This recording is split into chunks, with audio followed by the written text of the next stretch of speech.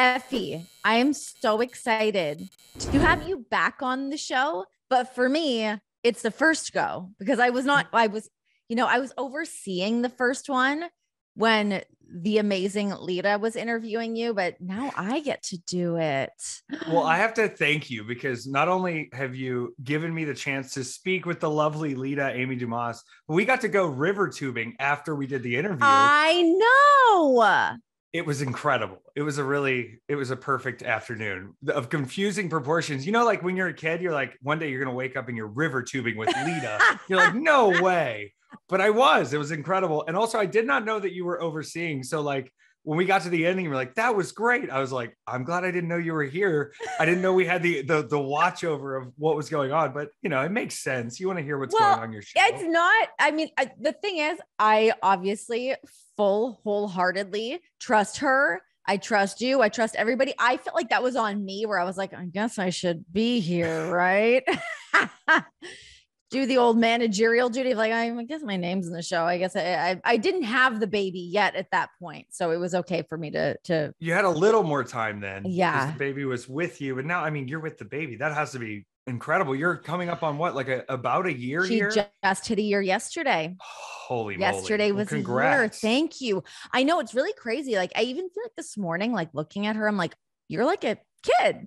I mean, she's a year, but it's different than when they're like this little, like, larva being into like, now she's fucking with it. She's so cool. I mean, everybody's baby is kind of a swaddling cloth with a face for a while, but now you get to sort of see the mannerisms come out. Yeah. And I'm sure there's a lot more exploration going on. Oh yeah. Yeah. Dangerous territory is just around the corner. She definitely has like both of our spirits, which could be like kind of combustible, I feel. So it's very cute right now, but I'm sure shit's gonna hit the fan once she's like really up and moving and like, oh God. Oh yeah. Well, I found my calling this year as a gay uncle because my partner's sister had a baby. So I get to come in, I play with the baby, I hold the baby, and then when the baby's done with it, bye-bye. I kind of hand the baby back over. Yeah. You know, that's the sweet spot to be in for sure. It's very nice. I mean, I love having my own baby, of course, but yeah, it's nice just be like, bye. Oh, I'm gonna go sleep in now. Yeah, this baby isn't fun anymore for me. Yeah. Yeah. Wow. Okay. So it's been a year since you've been on the show, and a lot has happened for you in this last year. I mean, holy shit. Are you exhausted? You are doing it all. I've tried to find my moments of like, I'm going to collapse on the couch and admitting to myself, like sometimes a Tuesday is sort of like a Sunday. Now, today we are recording on a Tuesday, so it's not, but last Tuesday was actually my birthday and I had to do nothing except for sit around the house. My partner's been working from home for a while. So I do have the time during the week of like, hey, we get 4 full days and nights together or whatever it may be. And then I'm back on the road. So I try to look even busier than I am sometimes, but then I also sometimes have to go, hey, you don't have to do everything because I really have been doing a lot. But luckily, like this weekend, I went back to River City Wrestling Con, which I'd been to 2 years before and the year before, and being reminded that I was less bloody and less cut up and a little less tired this year was kind of a nice thing when people were seeing me. They said, last year you were a mess. And I was like, I was a mess. Yeah. I'm glad I'm less of a mess this year. Do you find it hard to like not do all of the things like once you're going, because you are your own machine? Yeah. Like that's hard. It is hard. And sort of the way I've managed to live off of being Effy, I have to have a lot of different segments of Effy that are producing funds for the system. I always joke that everybody, you know, pick the way you want to pay off the deficit. We're fighting against having money. I have to stay busy to a certain point, but it is also about kind of reflecting on like, hey, do I need to bump, 20 times this month, or can I bump 10 times and then parlay that out into other things? Yeah. I've had to sort of find a position where there's not a polite way to say it, but like, I don't have anything to prove to anyone anymore. I prove to myself and I prove to the people who come to see me that I can do the job, but I'm not going out and saying like, I have to complicate this, or if I don't do this, someone will think less of me. It's sort of picking and choosing the best parts of what I want to do versus I feel obligated to have to be a part of every single thing if it's wrestling related. But what about so bumps aside, even on like the business side of things of like, we've got to push out the social media, we've got events that need to be promoting, like that's the stuff that I don't know that other people understand how much work it is to really keep those wheels spinning outside of just seeing the show that happens in the ring. Yeah. The older I get, the more I realize that the desire to not be told what to do and the desire to have a direct deposit hit every 2 weeks, there's a real friction and balance to it. Yeah. And I've tried to segment the two sides of Effy of like a restaurant. I have a back of house Effy who's the cook in the back, covered in tattoos, smoking cigarettes, going, she'll take it with ranch because I'm not remaking this thing. Yeah. And then there's front of house Effy, which is dressed up and seating you and making sure your meal is good and checking in on you. And to be both of those can be a little daunting. So some of those back of house tasks, I have found that there are other people who can do them better than me. And if I'm willing to pay a little bit of money out to these people that I know, that I trust to help me out with this stuff, it's better off. I think back to when my dad taught me how to change oil. He said, some people are good at changing oil. You should pay them to do it.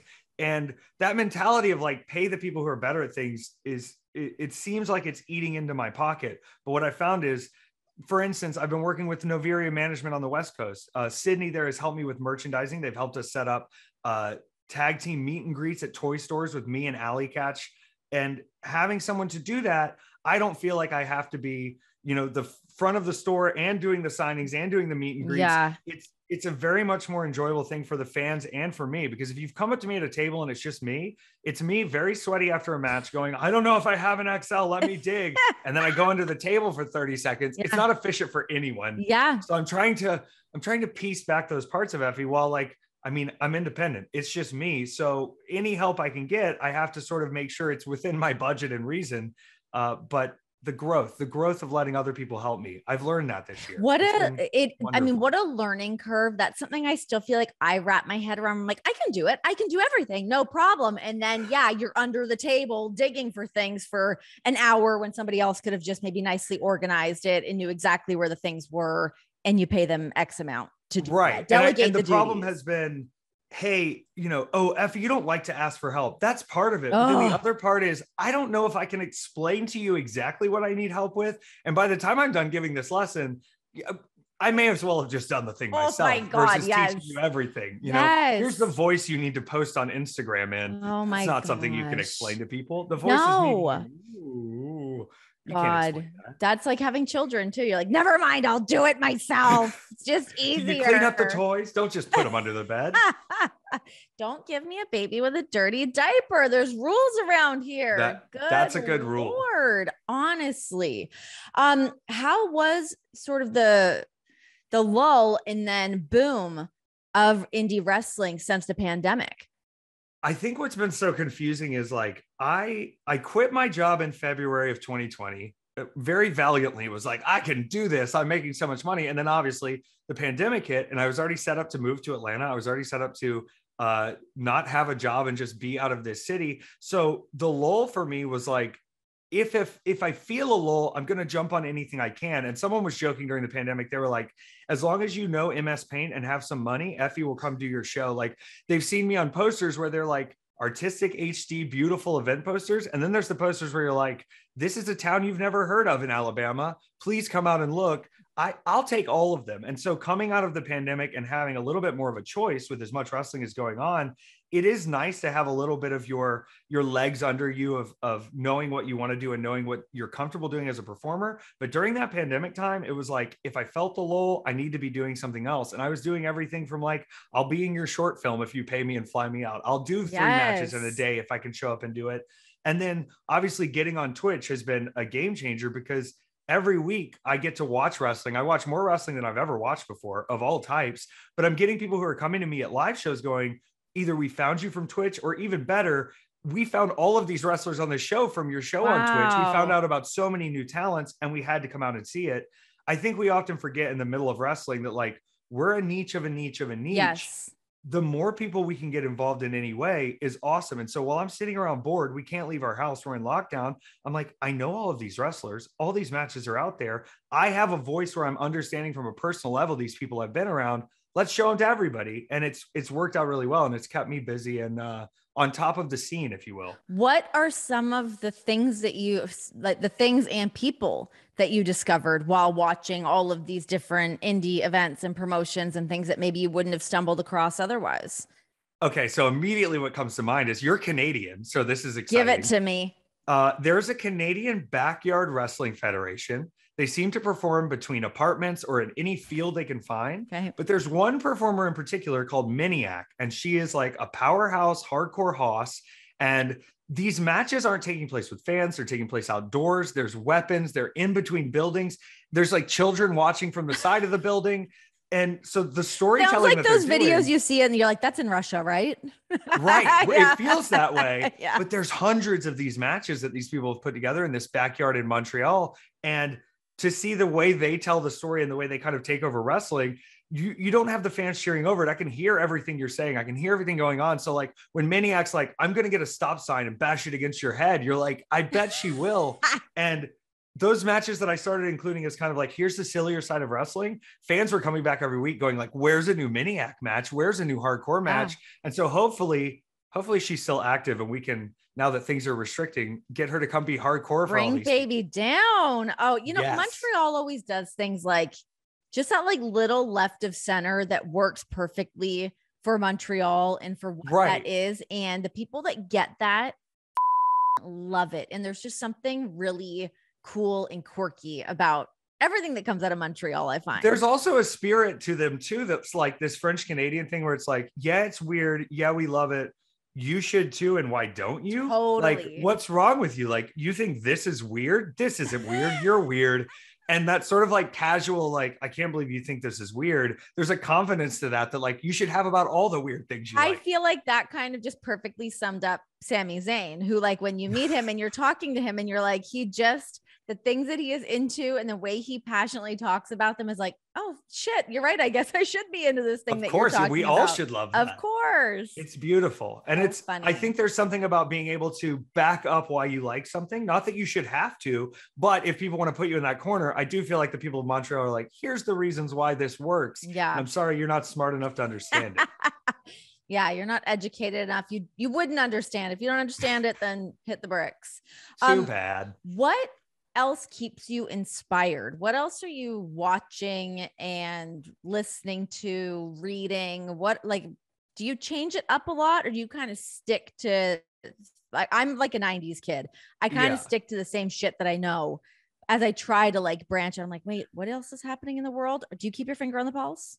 I think I'm addicted to information. And the more I've come to like terms with that, it's helped me know that it's okay if I want to watch weird documentaries, if I want to watch movies that are very strange, if I want to go back and watch a bunch of like 30s slapstick, that would have been silent film stuff. All of this stuff is fine because in the end, and this is going to sound really big brain, everything as a reference and every piece of information, it's going to help me communicate with someone. And I'm a believer that like when I was growing up, I don't think I had great teachers a lot of the time.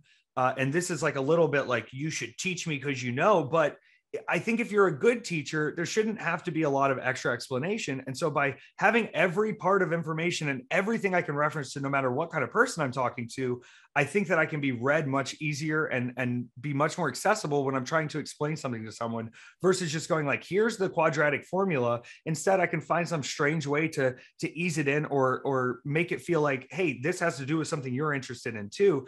I will watch, see, go to anything. I mean, I'm historically like I'll land at a show early and you'll find me at an art museum. Like if I don't have to be at the venue, I'm not going to be there. I'll be around town. Columbus, Ohio. I had all day in Columbus, Ohio, and I got to go to the art museum. I got to see some old Lichtenstein works before he was even doing the heavy pop art. And then I used my AMC Stubbs rewards. This is not an advertisement, but I can go see 3 movies a week. So when I have this extra time, even if it's not a good movie, it's not really costing me anything. So I went and saw a movie and like it. Yeah, sometimes it's a nap space for me, but if I'm in a town with nothing to do, am I going to go sit in the agricultural building that we're going to wrestle in 9 hours and we think all day about our match? Or am I going to go explore this city that I'm in for a little while and see what I can get out of it? Sometimes boots on the ground and doing the weird stuff is the best way to explore these places. And at least I feel like I've been there. I mean, there are times in the pandemic where they're like, what's Los Angeles like? And you're like, we wore our mask and sat inside. Yep. Yeah. It's such a like, that's the thing that I miss and loved about being on the road is that exploration is like, where's like John and I used to always find like quirky, weird little like dive bars places or, yeah, if you find parks somewhere, the different museums, there's so many different little things to explore, especially if you're like not in one of those like awesome like landmark cities. I like finding the like weird other little Yes. subculture things, like the Atlas Obscura of America is the best. Yes. Yeah, the weird stuff. Also, when I'm on the road with Alley Catch and we're going to have a match, if we don't go to a weird brunch restaurant, we're probably not going to win. So, like, I am looking for the strangest brunch restaurants in your neighborhood. And what we found is like the places we are more nervous to go into because they are kind of these backwoods places or they're in the country.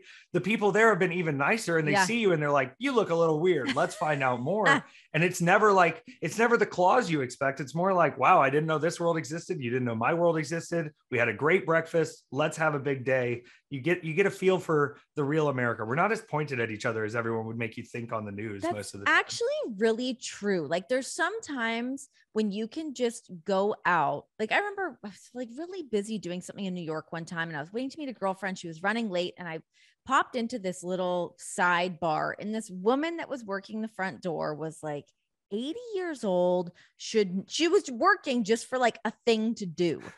And you put down your phone, you're not like looking at dumb shit that doesn't matter. And just to like interact with someone that you would never cross their path in any other circumstance, it's really nice to just have those conversations with people and realize like, hey, maybe like not everyone is pure shit. It's quite nice.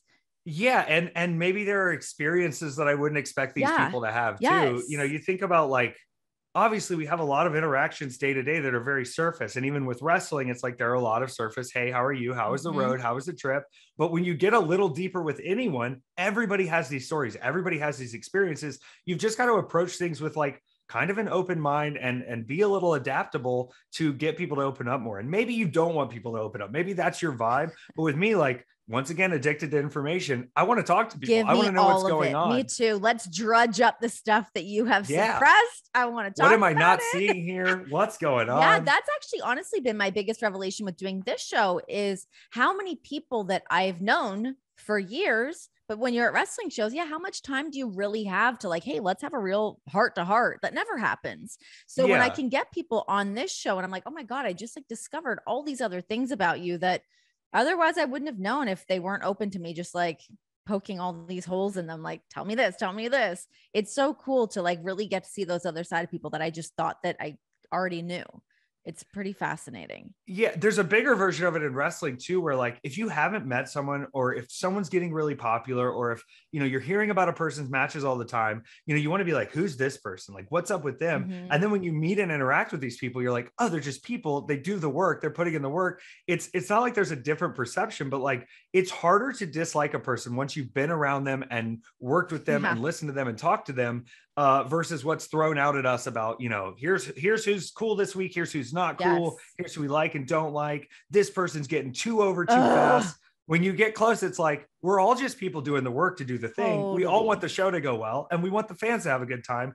There's no reason to have this animosity. And the more people learn that, like, number one, we're all on the same team backstage. Number two, the people you're in the ring with, they're kind of on the same team as you too. Yeah. It makes this job a lot easier and a lot, you know, more accessible for people to enjoy themselves in versus, I mean, people know when they've been at shows and you're backstage, you're like, I don't know who to talk to or what to say or what to do. Yeah. I never want that vibe around any of this because it's a hard enough job as it is, you know, it's a fantasy job, but it's hard. Yeah, you're right. And it can kind of feel that way walking in somewhere. Like, I mean, I even remember feeling that way a little bit because I've only been in WWE. And then when I would go backstage with Johnson Heads at AEW, I'm like, where do I go? I don't work here. I don't know where. Am I supposed to stand here? I know.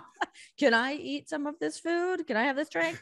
I'm like tiptoeing a little bit, even though that's like not the vibe, but I'm just like, I'm being respectful of everybody else's space because I know that it's not my space. Yeah. And you can go too far with it too. You don't want to be like, did you see Renee come in here and she ate all the catering and kept throwing her stuff everywhere with the cookies.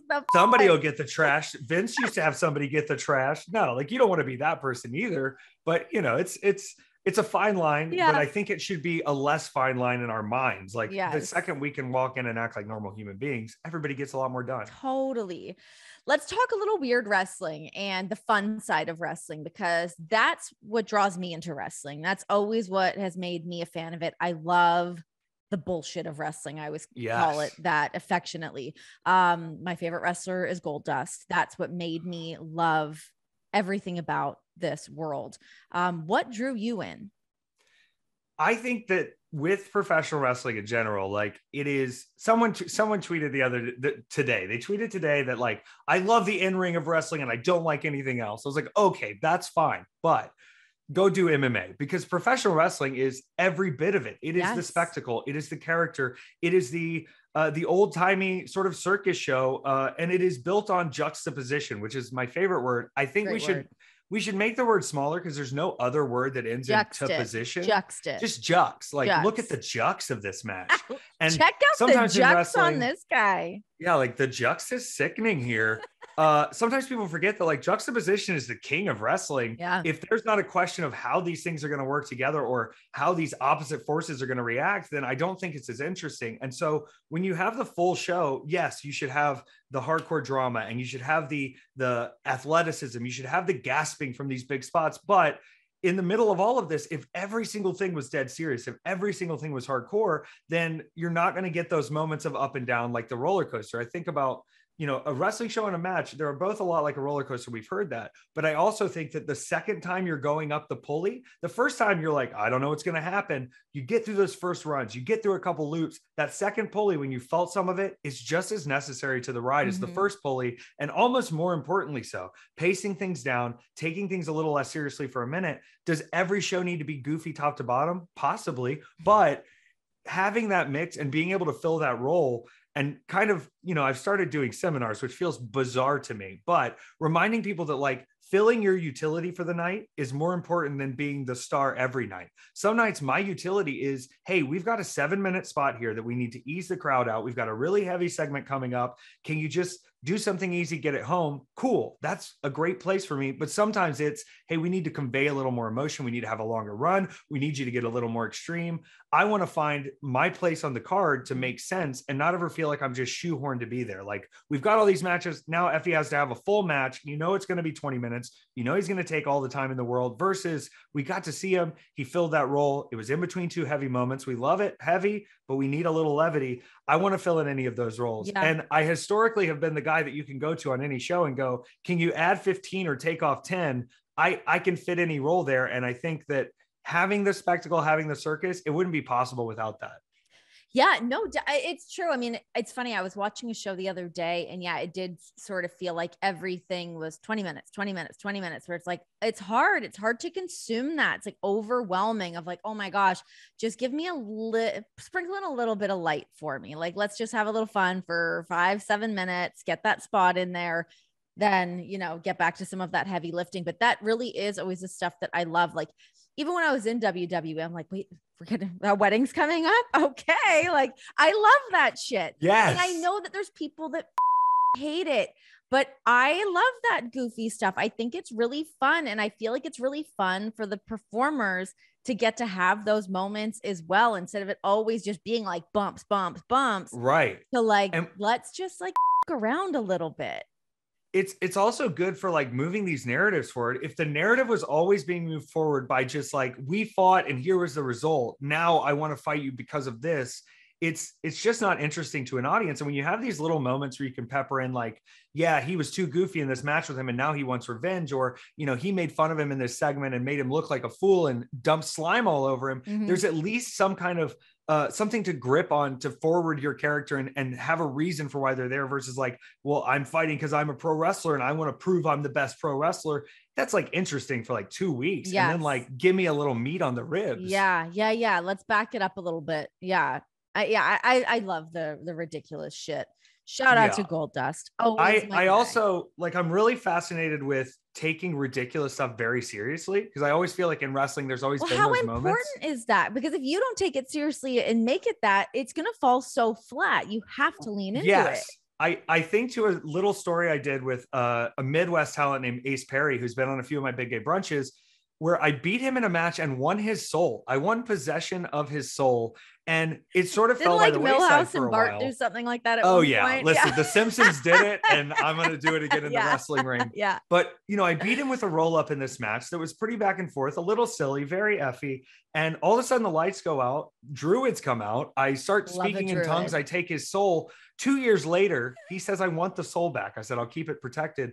We do a very serious hardcore match at one of the big gay brunches in Tampa where, we're beating the crap out of each other. I think he hit me with a chair 10, 15 times. Oh my God. And I end up winning barely. And I say that he's ready and he has his soul back. This whole thing is stupid and ridiculous. But when we both take it dead seriously and you can't really see through it, it's the same sort of contempt and passion and wrestling violence that you would see in any other match for a championship. But this is for a man's soul who he lost it and he thought he didn't need it. I took his soul because if you don't have a soul, you can get a lot further in this business. I'll hang on to it for you, kid. But when he got his soul back and found that, he became kind of a more complete. So there's a seriousness in it, but there's so much stupid around it that you go, we're going to take this dead serious. Keep and we're the going to see how stakes people play along. Yes. Oh my gosh. I love that.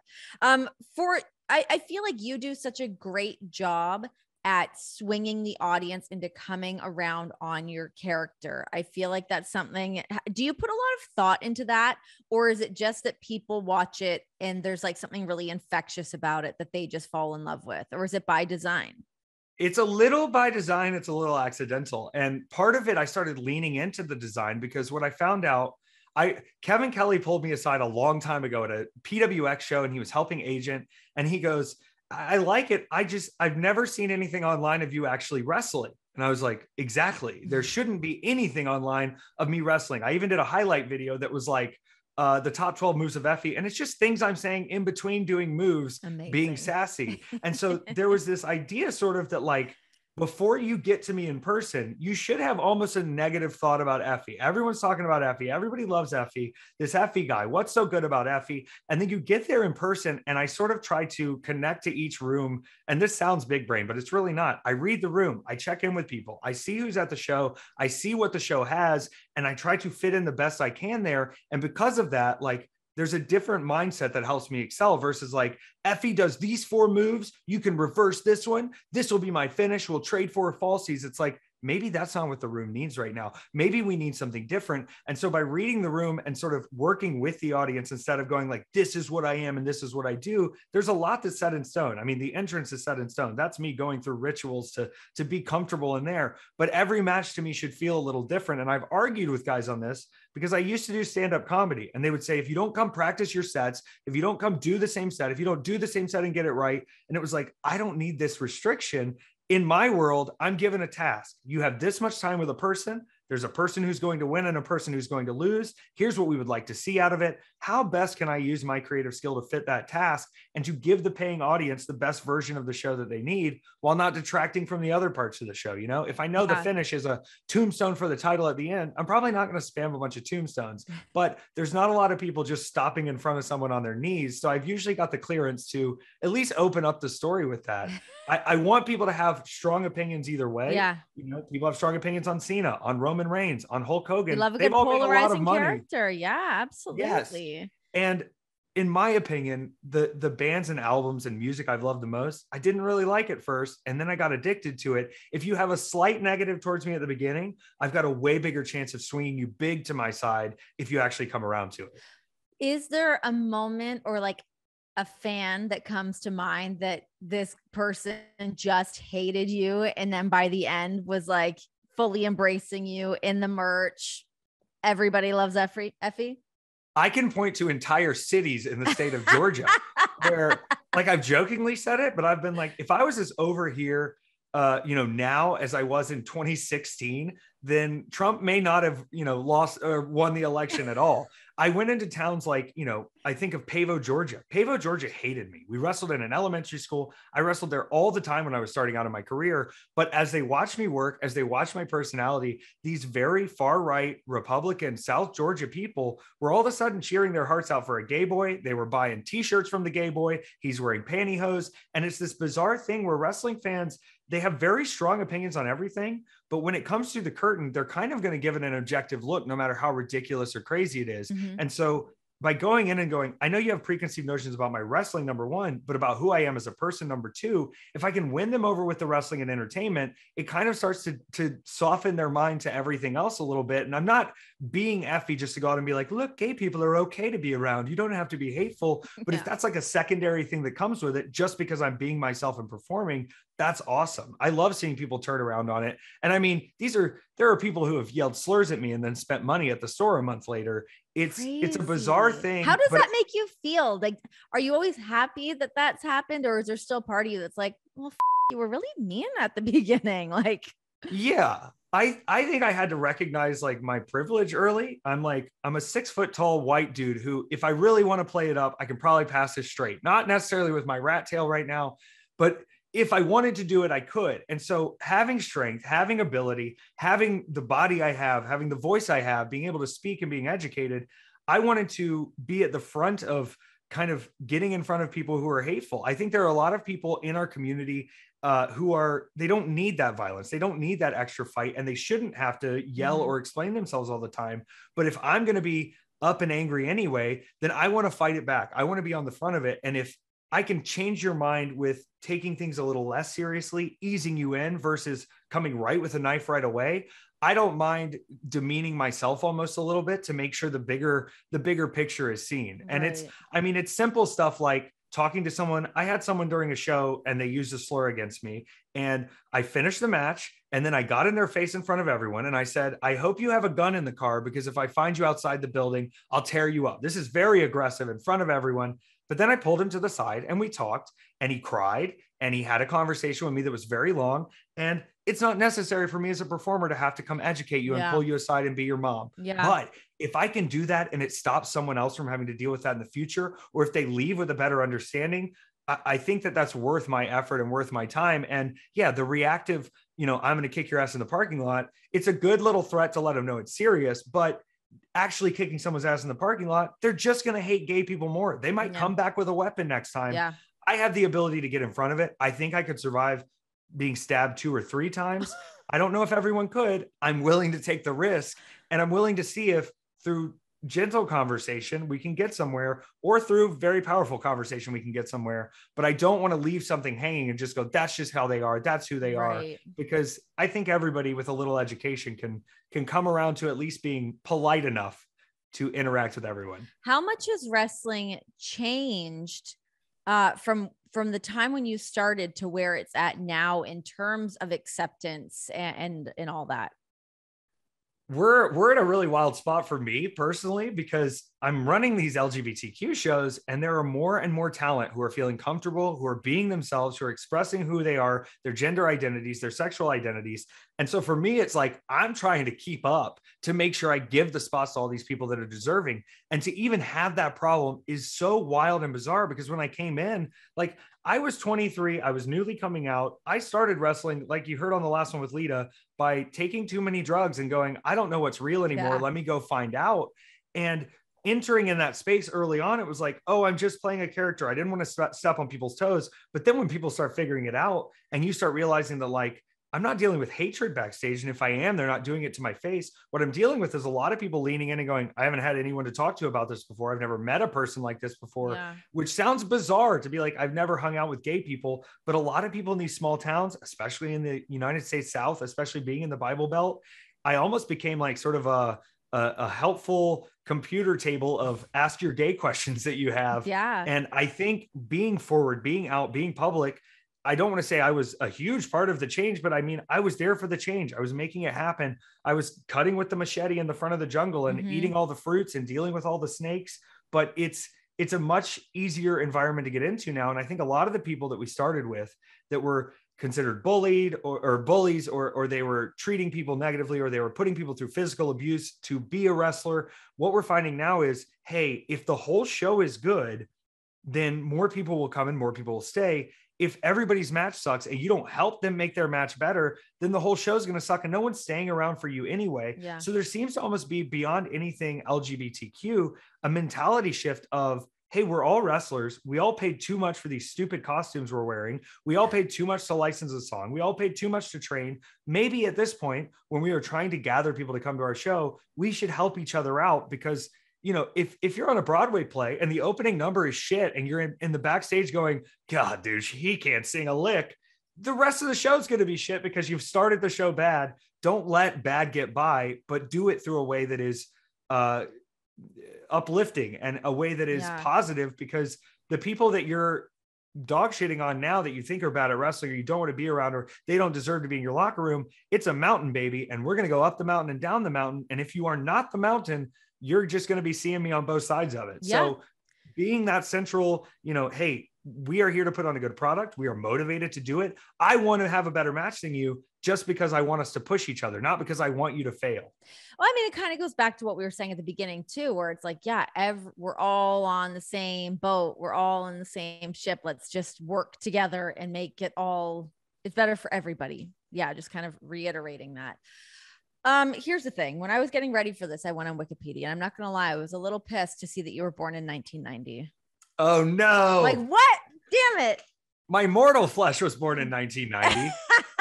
The youth of this man. I think to myself as a spiritual vessel. And I have figured out recently that this mustache is going to be a hell of a reveal, because when I decide to finally get rid of this, I'm going to look way younger than I even look Hang now. on to it. Yeah. What was it like being a kid of the 90s growing up in the South? What was like your experience of that? Both of my grandfathers were pastors in their respective religions. So I had a Methodist pastor and I had a Baptist pastor, and I was a very sheltered kid in that sense, but also like I was kind of a hellion.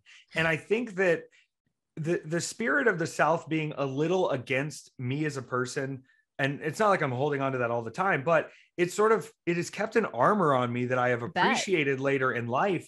And being around people who you don't know if you're going to be fully accepted all the time, but still choosing to wear the short shorts and having a rat tail and wearing the big lady sunglasses, you're constantly up against a little bit of friction. But I don't think I'd have it any other way. If I was waking up every day and it was perfect and it was utopia, I don't know if I would have that same fight and that same claw. So I think the South has helped me get a lot of that kind of you spirit and to keep a lot of that. But also I'm not leaving the South anytime soon, because I've been all over the place now. The food here, nobody makes biscuits, like the South. Yeah. My dad once said to me when I was going to New York City for the first time with my friends, and I was like 13 or 14, he goes, what are you going to eat up there? And I said, I guess whatever they have. And he goes, there ain't no good food above the Mason-Dixon. And I was like, that's a crazy concept. How could you believe that?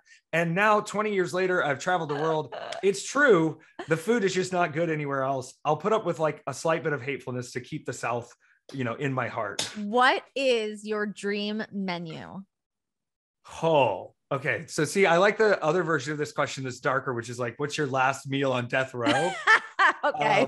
We can go that way too if you want.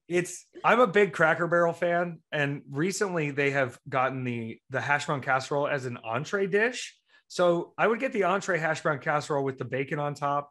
I want fried apples. I want apple butter with my biscuits. I want sawmill sausage gravy. I want everything that's going to just keep me attached to a chair.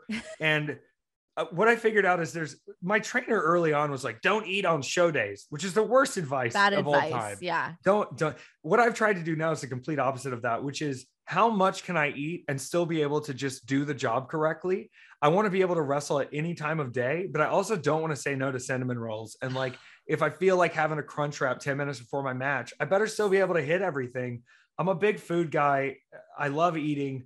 I could never do the chicken and broccoli and rice thing. It's just so sad. Work. It makes me sad when I see it. I'm like, no, can't we just eat in moderation? Can we just do that, please? I think it dulls your personality too. Agreed. When you have all these different foods, you're kind of like vibrant and wild. If I'm eating broccoli and chicken, I'm pretty boring too.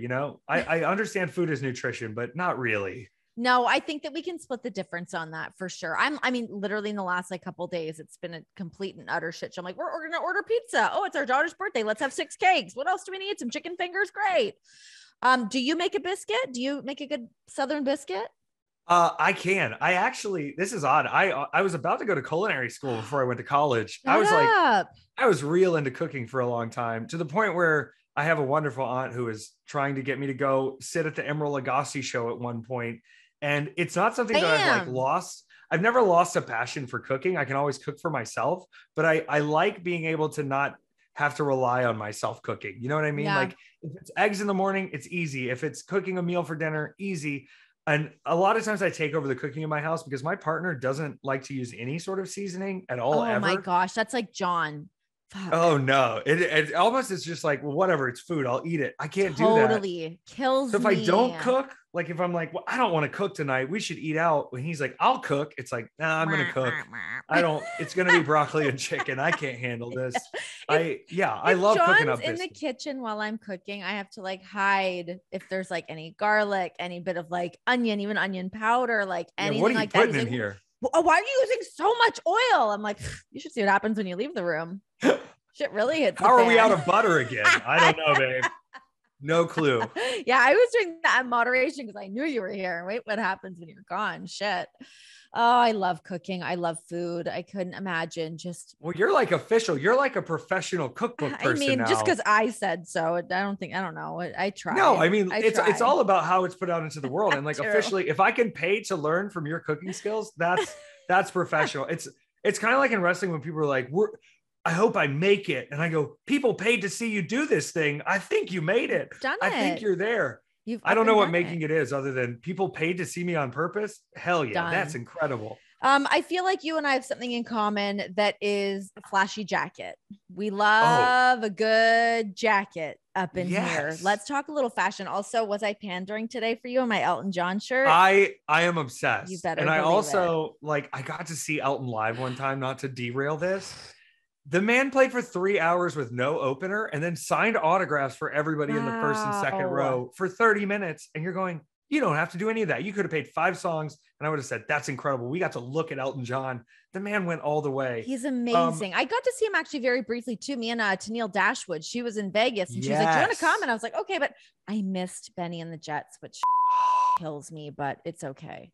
Benny and the Jets live, incredible because that swell up feels exactly the same as it is on record when you hear the crowd noise, the people waking up and knowing it's magic. Now, okay, back to utility. I've had people come to me and be like, you're very fashionable, Effy. And this is not true. I'm here to tell you it's not true. This time of year, especially living in the South, my maximum is 3 pieces of clothing. My preferred is 2 pieces of clothing. When I'm wrestling, though, I want to be like the gay Ronald McDonald, not like I'm providing bad hamburgers, but I want to be very obvious and very iconic and things that are there for a reason. And so this big purple, flashy, pink, spiky, I have multiple ones. It is going to be over, right? And you're going, why? You can't just say that, Effy. It is. It's a very cool jacket. It weighs 23 pounds. Yeah. It's very heavy, but people don't realize that jacket comes off before the match ever starts. Now I have set myself up for a challenge of you were over in the jacket. You look cool, like a gay superhero.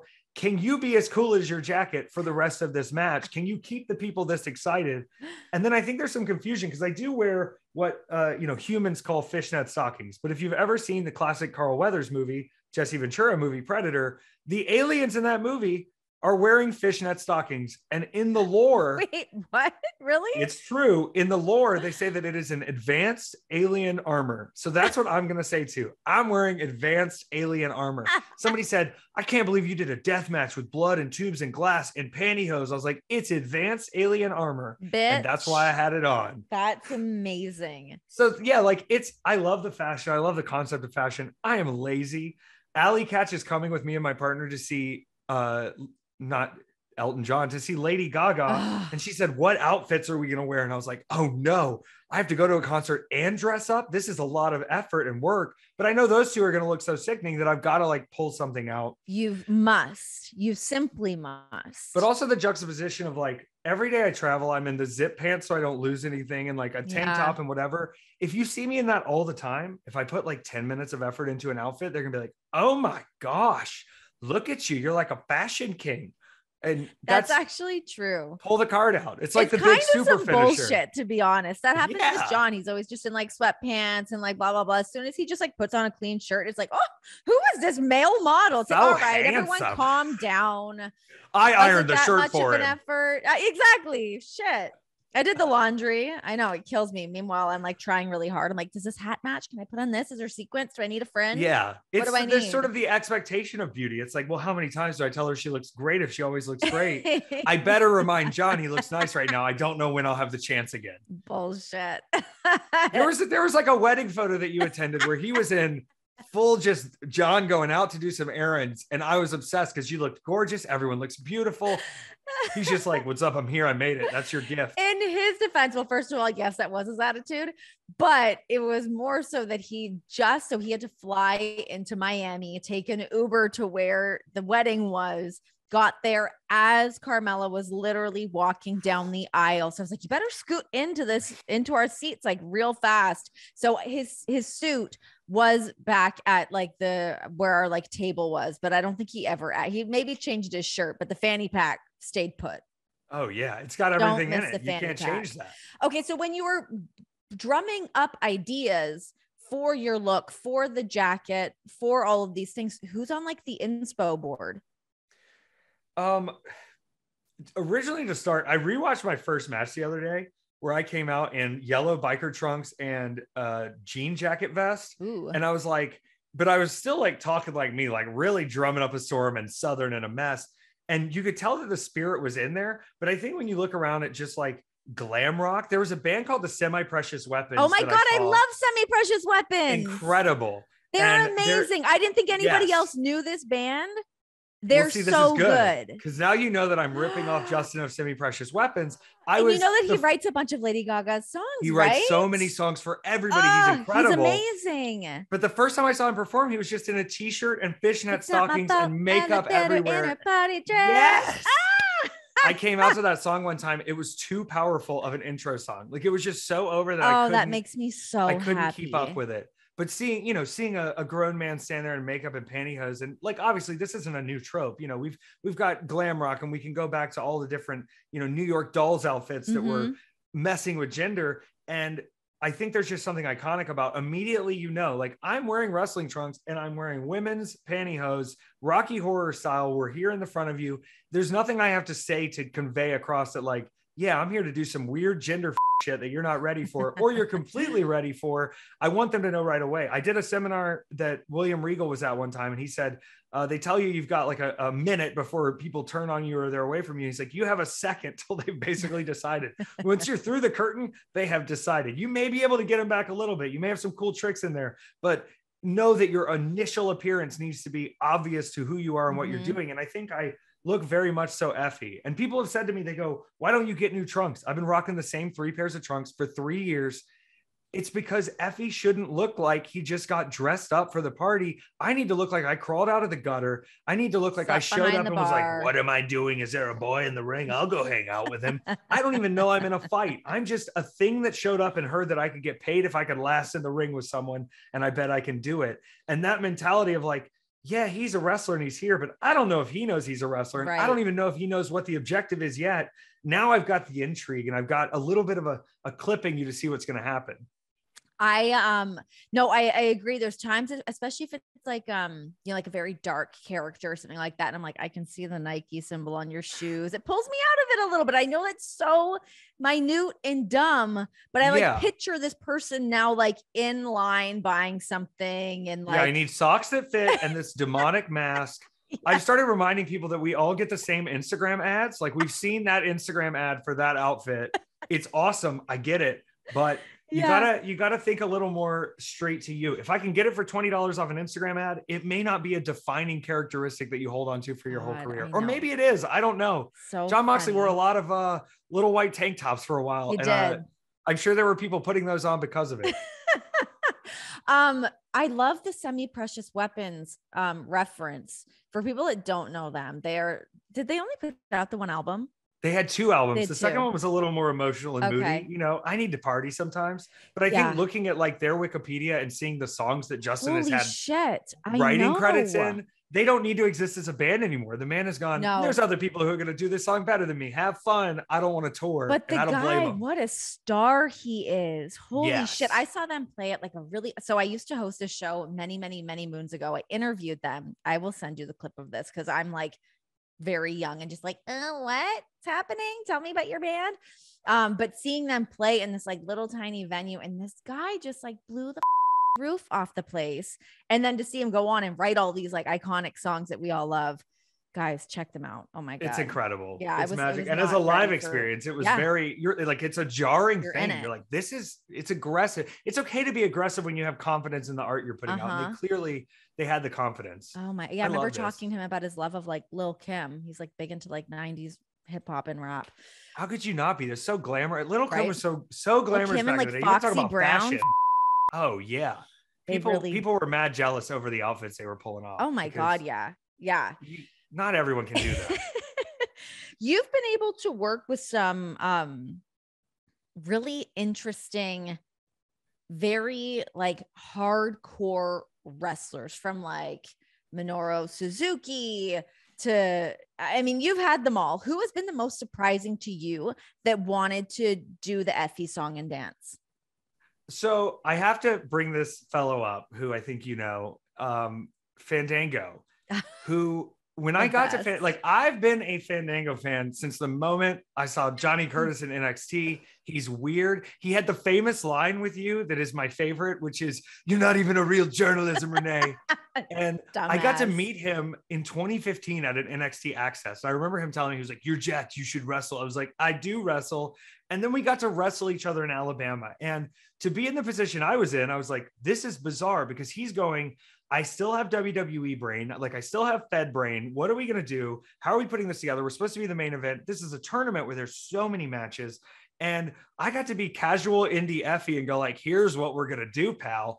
And sort of guide him back into like, we don't have an agent. We have no time limit as the main. We can do whatever we want. We don't have to do anything if we don't want to. And let's make sure we're enjoying ourselves. And so to kind of see that transformation of like, I'm used to fighting for what I want. I'm used to having to take the direction to get the spot, to get on TV, to get in front of people. Mm-hmm. Now you're the focus. The people are here to see you. Whatever you do will work as long as you can make it work. And we're both professional athletes. Let's go do it. And I've sort of said that there's an Effy epiphany that happens. And I've seen it happen. I don't want to like name everybody's name, but I'm going to kind of go through a few so you get this. Please. Jeff Jarrett, Cardona, yes. PCO, Jimmy Jacobs, Fandango, Minoru Suzuki, where I don't have the background of like, oh, we know he worked at Ring of Honor. He worked at NXT. He worked at Impact. We know his thing in this. We know he's safe. There's a little bit of an outlaw unsafeness to me existing. I know I'm soft and kind and gay, but I'm also hardcore and crazy. And I talk a lot of shit. And so there's this little bit of apprehension when we get in. And I made it a mission to go, I want to make sure when I'm getting these moments and getting these matches that Effy is still in this match. It's not just, oh, thank you so much for this opportunity to stand next to you and do your moves. Effy is in this match. And so I have to sometimes approach things with my Mark brain turned off. I have to turn it off completely. Like, I remember sort of like having to lambaste Jeff Jarrett a little bit because he wanted to do some things that I was not going to have happen and I was not going to let happen. And you're going, this is bizarre right now that I'm holding the line to Jeff Jarrett and telling him what he's going to do. But if I don't, I'm not going to get the product I want and I'm not going to get the experience I want. And after they finish working with me, they get the moment where they let it out and they're like, that was fun. That was enjoyable. The people loved it. Or you get that moment in the middle of the ring, which this one's way more powerful, where you know we're planning to do something and it's just really loud and the people are into it and they're excited and they take a second because they just feel it. And you go, yeah, we did that together. Yeah. You didn't think this was going to happen. You thought this was going to be a task. Jeff Jarrett famously said, where's Epi? He was calling me Epi the first time before we met. Where's Epi? Where's Epi at? And, you know, when that's your starting point with someone who you're supposed to be in a 50-50 feud with, you got a little work to do. Sure. But approaching everything with, we're professional humans. We are both regular people. I know there's a storied history, but right now and in this moment, it's Effy and you, and we've got to both make it look good. That's so funny. Yeah. It's God, Jeff Jarrett. The stuff you guys did together was amazing. I have to really brag on myself now that he ran back to Vince, and maybe we're doing a Memphis storyline where this goes longer, but I think I deserve one more match. I was at the top of the mountain, the king of the mountain, Jeff Jarrett. I did not die to the guitar shot that happened in the Hammerstein Ballroom. I no-sold a guitar shot. I've never seen it done from Jeff Jarrett before. And second, I took the stroke, the famous Jeff Jarrett move, with a guitar around my neck. I've never seen it done before. Everybody tried to talk me out of it because it's very dangerous. Yeah. But I said, I have to have this moment because, as you all know, they said, how was Jeff Jarrett? I said, I got the full Jeff Jarrett experience. I got to fight him. I got to lose to him, and I got to have him decide to change the finish halfway through a show. So what are you going to do? You got to get the full Jeff Jarrett. And when you look back on the memoir, you go, oh yeah, he got me too. You know, like me and Vince have that in common now. I love that. Okay. So why the reason, well, not why the reason, but is there a part of you that does want to eventually sign with the WWE, with an AEW? I know that you have purposefully not signed anywhere. Will that ever change, or are you going to stay in your lane doing things your way? Well, I think anything can change. And here's what I have learned is sometimes I think I know everything. I don't always know everything.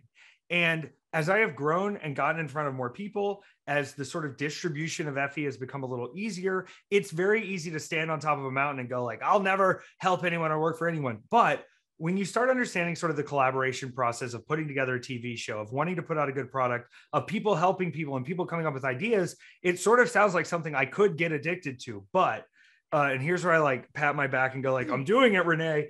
I have a voice role on Netflix coming out soon. Oh my gosh, that's amazing. A new ether where I'm going to be a part of a show as a main cast member for, I believe, going into the second season.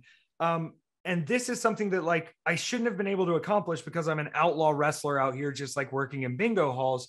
So every time I get to the point where I'm like, this would be a lot easier if you just had the paycheck every week. You could take direction, you could do your 6 minutes and go home. I also understand that like at 32 right now, I'm physically in the best shape I've ever been in. I can go in the ring. I can do any kind of match you want. I'm going to have the match I want to have because I know it will work. But I don't want to miss out on a time where I always feel like I'm the main event, even if I'm 5 minutes. I always feel like I'm the main event if I'm in control. And right now, I don't want to sit around and go like, you know, I could probably do that Kenny Omega match too. I could be in that role. I could be in that place, but having to wait my turn. And it is a little selfish because right now, anybody who hires me, I'm going to come in and they're going to go, just be Effy, it works. And there's a little bit of a laziness to that because sometimes it's good to fight the direction. Sometimes it's good to see if you can handle someone else's assignment instead of just making up your own. I think as I continually challenge myself and learn more and do more, I'm kind of throwing all possibilities out the window. Yeah. But I do think that, you know, if you're not someone who has historically been a part of a bigger company, if you're not someone who has laurels you can rest on and bring to them with statistical data about how well you've done in other places, it is hard to make the case to be worth as much as you're worth. And so, yeah, I've got to get the shovel out every day and do the digging, but whatever gold I find is all mine. And sharing the gold when you can see the gold, it makes sense. You're seeing the gold, but I don't know what's buried still. And I don't know, you know, when that time will come. I have always joked that like Effy's not hireable right now, but Taylor Gibson will be happy to do some under the table PR work for you because there are places where there are weak lines. And being a PR person, some people think it's just do the communication when it's done. Yeah. Being a PR person is thinking of every up thing that's going to happen and already having a plan in front of it and stopping it before it becomes a problem. And a lot of that reactionary thinking that is big for PR and wrestling, and this happened and now we have to explain it. If you can get in front of these things, I think a lot of these TV companies would have a way better time than worrying about, well, if this gets out or if they find out this or this. There are things that could make this industry a lot better that I think a lot of times we're scared to step on toes. We don't want to talk to the boss man. We don't want to piss anybody off. I'm happy to piss everybody off because I'm in my mind, I'm correct. And it's at least worth a try. So yeah, I think there's a space for me, whether it is performing in ring or not, to hopefully help wherever TV goes, but also like, who has cable anymore? This is the new stand. It's all moving to digital streaming services. Yeah. And we're all going to have to get used to that too. That's a really great analogy of like the digging in the dirt and whatever gold you find is your own. There's something obviously great about that and being able to have your own business model. But my takeaway from this too, of just talking to you like this, is how really well-rounded your entire business model is. Like, you are not just this one dimensional, I go out and wrestle, I do that thing. You do all of those other things. And it seems like it's a pretty well-oiled machine. So kudos to you. You're doing it. It does seem like a well-oiled machine, but I'll tell you this, this during the week part is very well-oiled. Famously though, if you share locker rooms with me, I am a crazy person. Like, and if it's a weekend of shows, if I'm on show 2, 3, 4, I am competent. I can do the job, but I'm also just like, where are things? I don't know. Do you drive your partner crazy with that? Are you annoying to live with? When I'm home, I'm very calm, and he doesn't see me at shows a lot of times. Like, I brought him to the collective we did in Indiana, peak COVID, and he was like, I don't care about any of this. And I was like, what are you doing? And he's over here drinking champagne with Cassandra after the match. Doesn't even know it's Cassandra. It's just like me and this person are hanging out and having fun. So there's sort of like, he's almost a blind eye to a lot of this stuff, which I think helps. Yeah. But he doesn't dislike the wrestling. He doesn't dislike being around it. And he also said my favorite quote I've ever heard about wrestling, which is, I love the part when they kick out at 2. And I was like, holy moly, did you just make our industry into a sentence? Like, I like when the tension is built to a point and the hero proves that they're still in it. I like when the match continues. I like when something big happens that I think it's over and it comes back. There's a purity to him that I try to maintain. And so when I'm home, like, I immediately become a house husband. I'm doing laundry, I'm cooking, I'm walking the dog every day. He doesn't get that full manic side of me that I think it's beneficial in a live show setting, but also, like, when I'm at home, if I was as manic as I am at a show, I would not be a fun partner. It's really nice to be able to pick someone else's brain or get that perspective of somebody that, like, kind of understands what's going on with wrestling, but isn't so in the weeds with it. It's nice to, like, pop your head above the surface and go, oh, that's what works, right? That's why we love this. Yes. Or seeing what he reacts to, like, with passion and what gets him fired up. Like, they did a pizza spot in one of the women's matches where I guess Pizza had gotten in Big Swole's hair, and he's a black man, and he goes, and he was furious, and he said, she better kick his ass, she better kick her ass, she better kick her ass all over this place. You don't do that, that's too far. I know this is wrestling, but and was really fired up in the living room. You're like, and they said kayfabe was dead. He also is like, I don't want to go somewhere for 5 hours to watch you get beat up for 10 minutes. Sure. And there's not a hatred to that. There's not a vitriol. There's not I can't believe you're going to wrestle. And having someone who has been able to find the balance with me and going, I know I'm not here on the weekends. You can go with your friends then. You go do your stuff then. During the week, we will spend our time together. It's not always the easiest, but we've made it work in a way where, like, I don't feel like he's neglected and he doesn't feel like I'm running away for too long. Yeah. We just got to make sure the dog's good. You know? I know, right? Did the dog get fed? Have they gone out? Have they gone outside to go to the bathroom? Speaking of, I don't know where my little dog is today. He's probably, like, hiding somewhere in this house, peeing in the house because he's a bad dog. I've got one good dog, one bad dog. Well, and listen, and now the dog has competition. So I know they've got to do anything to get your attention. Oh my God. It's never ending.